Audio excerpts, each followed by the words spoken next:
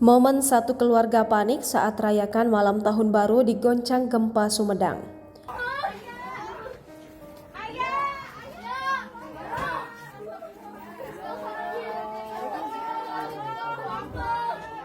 Gempa dengan magnitudo 4,8 mengguncang Kabupaten Sumedang, Jawa Barat dan sekitarnya pada Minggu 31 Desember 2023 pukul 20.34 waktu Indonesia Barat.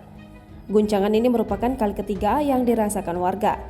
Meski getaran guncangan yang terjadi kecil, namun menimbulkan kepanikan warga. Beredar di media sosial momen satu keluarga panik saat merayakan malam pergantian tahun. Terlihat dalam video satu keluarga sedang asyik melakukan bakar-bakar di depan rumah, namun seketika panik saat gempa mengguncang di daerah tersebut. Dalam video yang berdurasi 22 detik tersebut, seorang wanita berteriak dan pergi ke depan rumah. Diketahui gempa mengguncang wilayah Sumedang kota hingga 3 kali.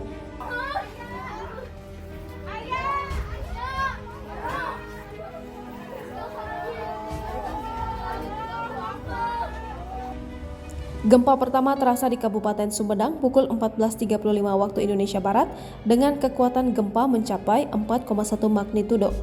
Kemudian gempa susulan 3,4 magnitudo terjadi pukul 15.38 waktu Indonesia Barat.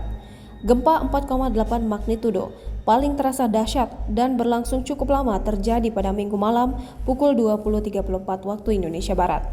Gempa bumi berkekuatan magnitudo 4,8 mengakibatkan kepanikan dan kerusakan sejumlah bangunan rumah warga.